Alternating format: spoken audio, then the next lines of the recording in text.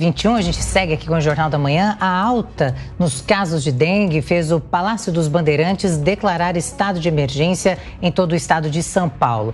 Nesta semana, a doença deixou mais de 300 mortos em todo o país desde o começo do ano. Para falar sobre esse assunto, a gente recebe a infectologista do Hospital do Servidor Público Estadual, Thaís Guimarães.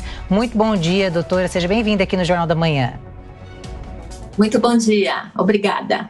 Eu já começo perguntando, com esse decreto, permite que estados e municípios implementem mais ações e também recebam mais recursos no combate à dengue, até mesmo para atender essas pessoas que procuram, os hospitais com a doença? Isso mesmo. O fato de ter sido decretado estado de emergência faz com que o governo consiga adquirir insumos e contratar recursos humanos sem necessidade de licitação. Então, é muito mais fácil de você conseguir recursos para o atendimento específico aí para a epidemia de dengue que nós estamos vivendo.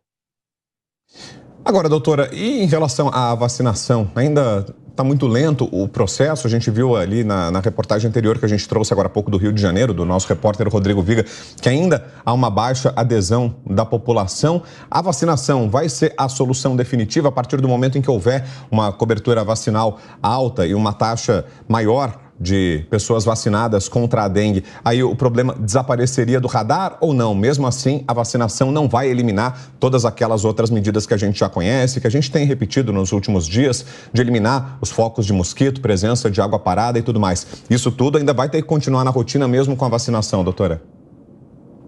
Vai sim. A gente sabe que a vacina é uma estratégia de prevenção muito importante, mas ela não vai diminuir o número de casos que nós estamos tendo agora. O surto já está instalado, a gente vai ter muitos casos ainda. A gente precisa treinar as unidades básicas para o reconhecimento precoce da dengue grave para que a gente não tenha mortes, mas a vacinação não vai prevenir esse surto de agora. Ela vai nos ajudar para o futuro, para que quando a gente tiver as pessoas vacinadas, o vírus circule menos. Mas para essa epidemia, todos nós sabemos que a gente não vai conseguir diminuir o número de casos a curto prazo com a vacina. Mas, é claro, a gente precisa estimular que as pessoas procurem a vacina, principalmente as crianças que estão contempladas aí na faixa etária, porque a gente tem visto que a adesão realmente à vacinação está muito baixa. E, doutora, existem ações integradas, para que possam até mesmo ajudar os agentes de saúde na hora de se comunicar com os moradores, auxiliar também a população? Existem essas ações? Elas estão caminhando bem?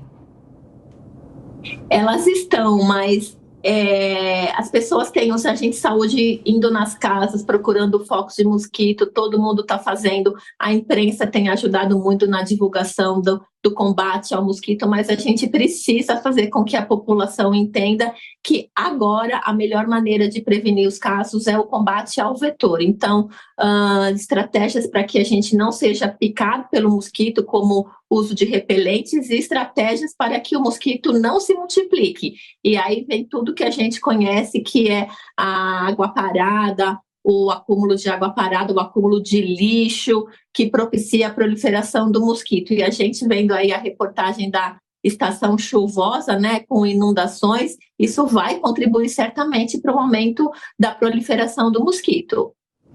Ô, doutora Thaís, e como é que tem sido enfrentado esse problema pelos médicos? A senhora é infectologista, está aí na linha de frente também nessa atuação diante desse aumento dos casos de dengue. Como é que os médicos têm lidado com isso? Como é que é hoje o tratamento contra a dengue e o diagnóstico também? Essa é uma questão interessante. Como é que se dá o diagnóstico? Eu, inclusive, fui outro dia a um pronto-socorro aqui, estava lotado porque tem um aumento de casos de Covid, tem esse aumento de casos de dengue, síndromes respiratórias, que também já vão se tornando comum nessa época, agora entrando no outono, enfim, tem muita doença no ar. Como é que é diagnosticada a dengue? Como é que ela é diferenciada de outros problemas de saúde? E depois, o tratamento. Quem pega dengue hoje, como é que é tratado a partir disso, doutora Thaís? Perfeito. O diagnóstico é feito através de um exame de sangue. Existe um teste rápido que vê o antígeno do vírus da dengue, então em 15, 20 minutos consegue-se saber se é dengue ou se não é dengue.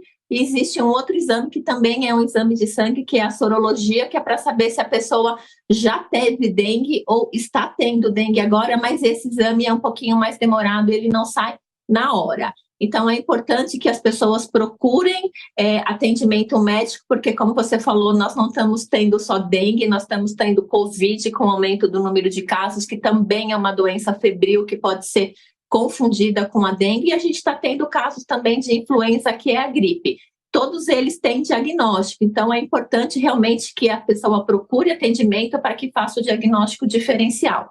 Se a unidade básica ou a unidade de saúde que ele estiver procurando tiver a testagem rápida, e aí entra então o recurso que o governo pode prover para que faça o teste rápido e for confirmado dengue, existe uma classificação entre dengue leve, moderada e grave. Os casos leves e moderados habitualmente não precisam de internação e eles vão ser tratados somente com sintomáticos. O problema, que é onde a gente está tendo os óbitos, é nos casos de dengue grave, que aí sim a pessoa precisa estar dentro do ambiente hospitalar para receber hidratação venosa, que é o tratamento principal aí da dengue grave, para que a pessoa não desidrate, e se tiver sangramento, que receba transfusão sanguínea. Então, a indicação é só de internação para os casos graves, mas precisa ser reconhecido muito precocemente, porque se essa pessoa for erroneamente não diagnosticada e não for internada, ela pode evoluir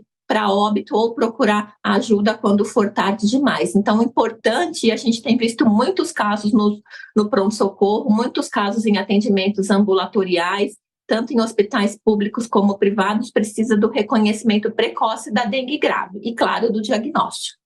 Muito bem, conversamos com a infectologista Thaís Guimarães. Doutora, muito obrigada pela sua participação aqui no Jornal da Manhã e um ótimo dia para a doutora. Muito obrigada, bom dia.